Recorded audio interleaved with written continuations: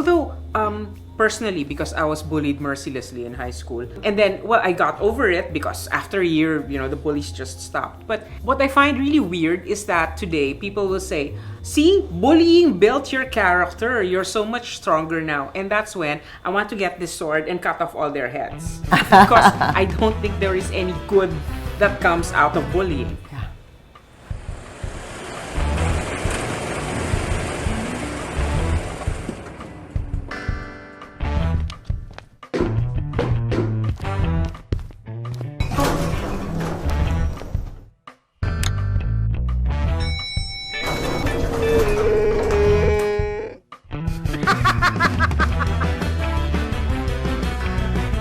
The world has gone bonkers. We now live in George Orwell's 1984. War is peace, ignorance is strength, and crazy is normal. How do you stay sane? Jeannie Goulbourn is the first RTW designer for the large scale in the Philippines. She's now better known as a mental health advocate through her NGF Foundation, which creates programs for emotional resilience and operates a helpline for people with emotional, psychological problems. Thank you very much for joining us. You look fabulous as always, and I guess you're wearing Jeannie Goulbourn. Yes. Yes. Tell us a bit about how you got into the fashion industry, because I remember the very first designer outfit I ever had, which I bought for my high school graduation ball, was a Jeannie Goulbourn. So you have always been in my consciousness. My aunt really wanted me to be a designer. That's to take over Salvation Lim Slims. Higgins, yes. Yes, to take over Slims in the couture business. But I know how difficult it was. I would watch her come back home at 4 in the morning, and I thought, I don't think I can do that. So ever since I was a young person, a young girl, I always dreamt about being a mother of 6 kids. Wow. So I thought, that's gonna be too much for me as a career. So I wanted to be a scriptwriter. So I took up psychology, journalism, and short story writing. Okay. In between, I loved philosophy.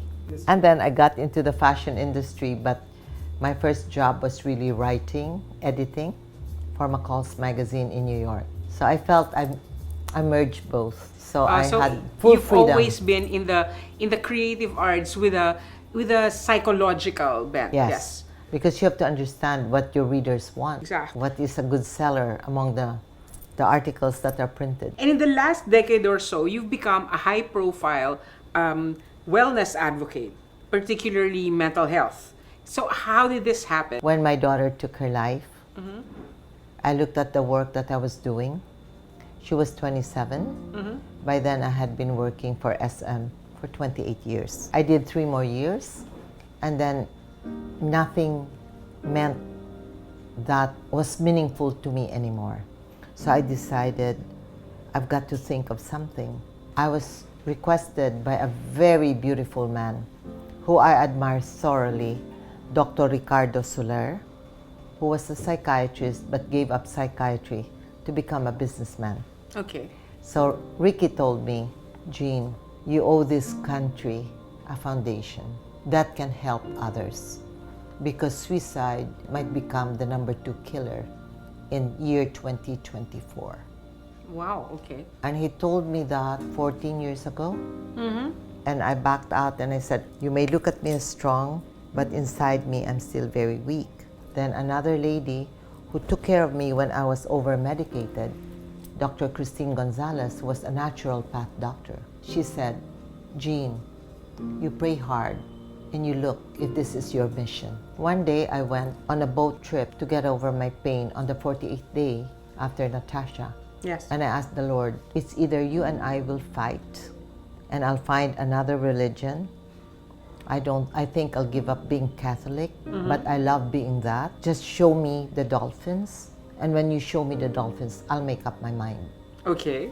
So I saw 128 dolphins. That's that was my pretty aha. sure sign. In prayer, I did realize that it's a mission. So I did the first year of Natasha Goulbourn Foundation. We were able to raise enough money to go to Hong Kong. So your first subjects that you helped were Was the OFW. the OFW community of Hong Kong. Yes. Yes. And let's go back a bit. You mentioned that you were not strong. Yes. And that you were still, recovering. Right. And it seems to me that it's the people who have to keep this facade of strength and being completely self-possessed who really have issues to work out. They don't admit their weakness. Right. And so when you have to put up the front of strength, that is actually going to make your life harder. So really it's about accepting. Accepting. Yes. So I really said, I can't move yet. So it took me another 2 years to decide to put up the foundation. Yes. I had to be strong. I had to be prepared. And the beauty about today is that there's a lot of awareness Yes. of the problem. Yes. So it's also lessened, and I was able to cross the barrier because I had the good luck of having Stanford doctors help me with lectures for 4 years. Yeah, what we have learned from the deaths of people like Kate Spade, Anthony Bourdain, is that their lives seemed to be really together. They had the sort of lives that we aspire to. Of course, everybody wants to be like Anthony Bourdain, going around the world, having fun meals with everyone he meets. But then it turns out that he had some very private pain that was unexpressed. And so maybe he did not get the sort of help that he needed. So tell us about what the NGF Foundation does. Aside from Hope Line, we do create programs. And my program that I really put together as a journalist, this is where my journalism skill comes in. And my work of 5 years in the magazine, I'm able to pull out different doctors from different hospitals. I mix the psychiatrists, psychologists, and guidance counselors. But what I put in that people don't really know is very important. I put in food and nutrition as the #1 preventive. Currently, I'm barraged with a lot of calls for help. Yes. Now, in the So Hope this Line, is a 24-hour. yes, the Hope Line is 8 hours. Okay. I did it for 2 years, but the past 3.5 years, it's been in the hands of Department of Health. Okay. At that time, Secretary Ubial. And in a way, it's wonderful that it's in the hands of National Center for Mental Health, because then we show the other countries that we're not left behind. Yes, and it's an official acknowledgement Yes. that it is a problem, that it is an issue that has to be addressed. But you know, Jessica, what happened 8 years ago when we just opened to what it is today, it's quite different. But one thing remains the same, and it panics me sometimes when I wake up at 3 in the morning and I say, what am I supposed to do? It's the issue on family relationship. That's really #1. So that's the #1 reason that people call the Hope Line. Yes, it's love. It's all about love. #2 is normally romantic love. You know? So #1 is issues with family. Family. And then next it's issues with romantic relationships. Yes. And the third is bullying. Bullying, yes. The corporate bullying is a real story. Really? It's not only about in the school. It's kind of moving away and isolating that particular person by a group of people. That's one of the methods, and that's one of the techniques of bullying, or showing in Facebook. So one of my biggest fear is that we are the country with the biggest text, and we also love Facebook, jokes. We show our kissing someone We in love. overshare. And that begins to be a problem, because there's this, oh, my friends are better than me. Every summer they go to Europe. They go and to then you this. look at people's social media, you see that their lives Yes. seem so fabulous, and then you Yes. compare them. It's like, why am I miserable when everyone Correct. is in Saint-Tropez? Yes. So- So it's this lack of self-esteem, like lack of self-worth, Yes. that can happen through this browsing through the social media, through Facebook, Twitter, and Instagram. Because when people talk about social media, they always say something about presenting their best selves, not aware that their best selves are actually causing the pain of comparison to Yes. people who are troubled. Right. And then you mentioned Facebook, which leads to our other topic. Recently, there was this very highly publicized, well, basically somebody killed himself live on Facebook. And A my musician. fear is that this is going to trigger a whole lot of copycat suicides because was this the newspapers follow a WHO guideline that discourages them from reporting suicides because there is always the danger of people imitating It's copycat true. suicides. It's true. But you cannot regulate the social media. And so you can be, sitting at home and you open it and somebody has sent you a video of someone killing himself. So how do we prevent a kind of epidemic of suicide after that? The schools and the corporate, the HR, have to be really alert. They have to face it and hold meetings, conferences. That's why the team of doctors that willingly work with me so beautifully, they were on call because corporations were calling us for that. Yes, it can have copycats, and during the Bourdain, one hospital within 48 hours had 39 suicide attempts. I didn't know that Bourdain had a huge following in the Philippines. I didn't know. Especially in the Philippines because he's actually And a fan club. He's actually done shows in the Philippines. So Yeah, I didn't know. So we were talking about the three issues so far. So that's family relations, Love. romantic problems, and then bullying, and then what is next? Fourth and fifth, it sways, is gender issue. What do you mean? Well, there's more and more young people coming up and saying to their parents that I prefer to be a girl and I want to dress up as a girl. Yes. But they're boys. And so it's difficult for parents to accept, Of especially if they belong to a very, very serious Conservative. Catholic family. And so sometimes in their embarrassment and actually angst Yes. to tell their family, they opt to do self-harm. I find it very strange that in families where they have to deal with their child coming out as trans, the main emotion that comes through is not, this is my child that I love and I must support him, but they're more interested in thinking, ano na lang ang sasabihin ng ibang tao, which I Yes. find really bizarre. I think in Asia, I wouldn't say it's only the Philippines. It's because it's I've an worked Asian in Hong Kong. cultural It's trait. an Asian thing. What will others think of us? Saving face. Saving face. Yep, you're right. So I don't know how we can cross that cultural barrier of being just authentic and being accepted for what we are. My only concern is I have a 6.5-year-old granddaughter who's very, very intelligent and very observant and very sensitive, intuitive and sensitive. She notices all of this. How do we explain as adults and make her feel that everything is morally correct? And we never make a judgment in front of these young people. Everybody has a choice and must be given the freedom of choice. But in many ways, the Philippines is judgment central, where everything you do is judged and everything is just aggravated by the social media, where instead of being judged by one or two people, you are now judged by thousands of people you might not even know. So this is a difficult phase Yes. for our new generation because everything is a quick fix. Yes. In love affairs, everything is quick. So, your friend who said that suicide might be the number 2 It cause is of death. going to be. It sounds like It's heading that way. We he have is about right. 7 suicide a day in the Philippines. Wow. 4 to 7. Is that high compared to the rest It's of high. the world?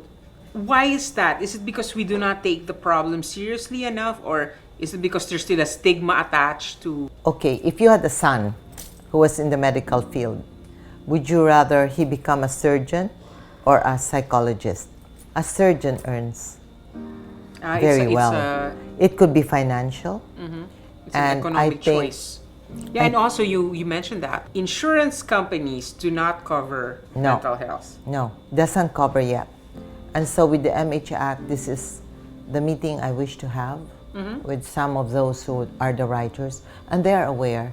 I've been pushing for psychiatric help as part of the insurance package for the corporate world. Why? Because 8 out of our 10 callers are very concerned how much it will cost them to go to a professional. So let's go to the basics then. How do you know if someone is depressed? Or how can you tell if you're depressed? Mali mo, you're just sad. There is a line. What is the line? The doctors say it so regularly, but I look at it from many angles. Okay, so for instance, one of the signs of depression is absolutely lack of sleep. That's what my daughter suffered, Natasha. For 7 months, the girl was sleeping 3 to 4 hours, going to bed at 2 or 3 in the morning, and waking up at 11. Because at that point of time, she owned her own business. She was a handbag designer. After working for Ralph Lauren and Nine West, she thought she'd like to start it on her own. Yeah. Looking back, probably her feeling of self-worth got low when during an exhibit, she was expecting big amount of orders.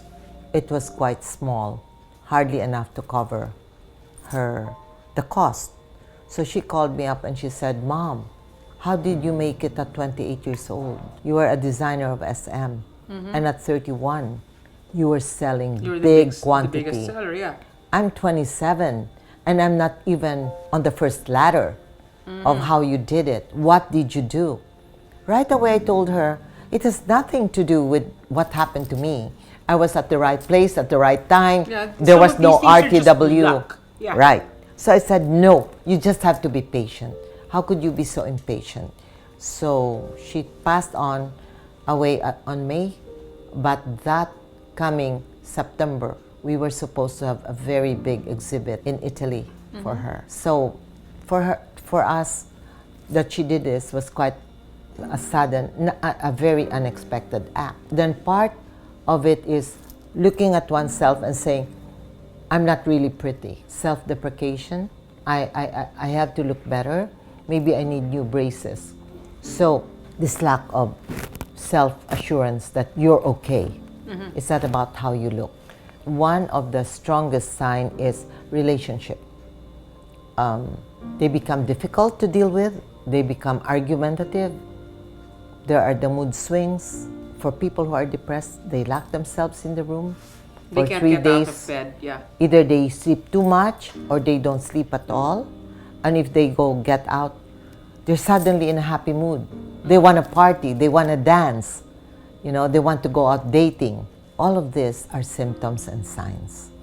And unless a mother or a parent, so that's one of the reasons why I said yes to opening the foundation. I don't want to see any mother or father go through what happened to me and my husband.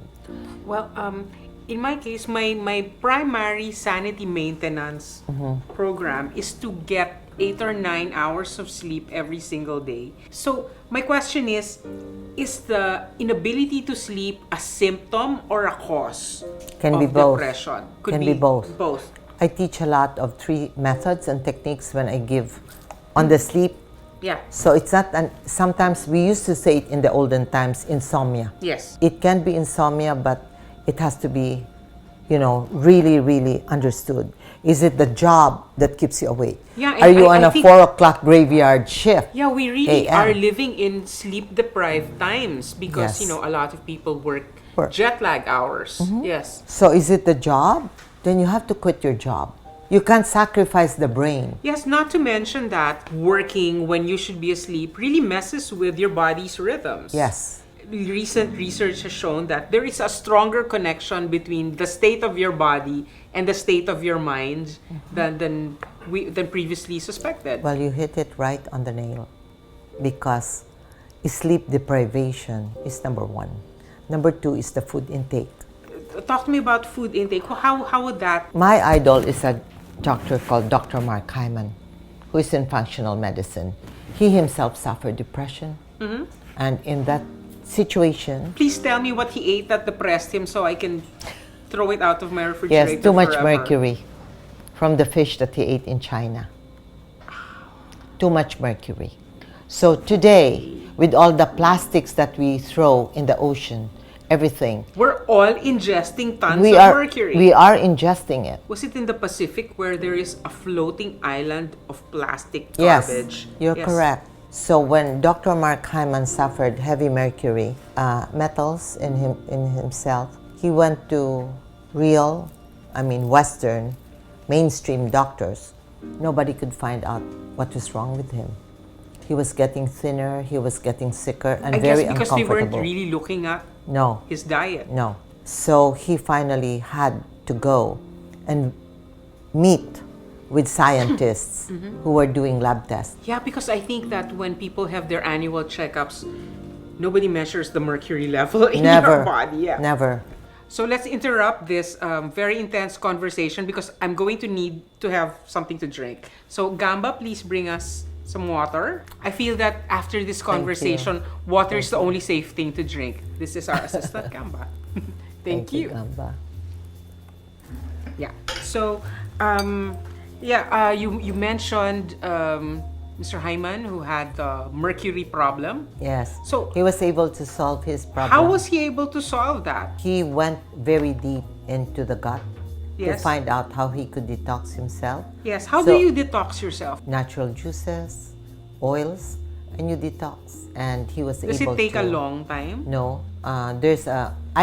Me personally, I've done an 80-day detox. My husband, who had cancer 11 years ago, did an 18-day rest for a month, 12 days rest for a month. Then he did a 6-day, and then by that time, for 7 years, he never had a skin cancer come out of his skin. That's it. I'm going to make a note to myself, detox. Okay. And so, You feel good, and you look 20 years younger after it. yes. And so, are there a lot of people doing this now where treating psychological issues through nutrition? Yes, because psychonutrition is a new subject matter. This is the first time I've ever heard And of it. it's being Psychonutrition. taught in about 5 universities in the States. And in June, I'll be going to some of those universities to learn a bit more, hoping that we could do something similar in the Philippines. Suppose, you have been paying attention to your emotional state. You realize that you are depressed. What should you do? I always tell them that the number one is sleep, 8 hours. Number 2 is exercise. And there's a lot of technique now for sleeping. You have breathing, you have mindfulness, and you have music. And so many. So there's tapping, which they call emotional freedom technique. And you can find that under Dr. Mercola. Okay. Tapping, EFT, emotional freedom technique. Then you have again another very interesting guy, Nick Polizzi, who talks about the plant, but he's very pro-cannabis because cannabis is being used in America to treat depression. So suppose you notice that a friend of yours is depressed. What should you do? The best thing is to learn how to listen. So we have a program called peer counseling, and we're now working on other programs for the corporate world. But peer counseling, we hope that a lot of schools will adopt it for their student body, but they also have to pass a screening test because not everybody can be a peer counselor. That means learn how to listen, learn to be kind, learn to be compassionate. And so what about your friends who are depressed? What can you do? You take them to really peer have counseling? you really have to let them talk a lot. Okay. Once they talk over it, believe it or not, they find their own solution. Unless they're really, really very ill. So the challenge now is to get the youth to be part of an active, to be a stakeholder and say, I can make a difference. Once they feel that they're doing something, that they're helping the community, I think all of this, too much of being scared about what people think of them in Facebook, that they're not as good enough, I think this will all disappear. So I'm requesting the schools to give them more community service. And I've just been privileged to be invited to some schools, and I hope that we can always do some research on what makes the kids tick, what makes them sad, what makes them look at themselves, how they measure themselves. And there is now games that are being invented instead of the box, because somebody said, why do we check box? How often do I get depressed? What are my symptoms of depression? ABC, check the box. So there was a huge complaint from the youth population. I don't belong to a box. I'm not a box of symptoms. And I'm unique. That's what they're saying. Right now, there are 2 or 3 companies that are trying to figure out what games the youth can play, and they can themselves gauge if it's time for them to go to a psychiatrist. That's an and get interesting for help. approach. Yes. I read recently that the United Kingdom now has a minister for loneliness. Wow. Yes, because they research shows that social isolation is as bad for your health as smoking 15 cigarettes a day. Wow. And so it's they have a minister of loneliness.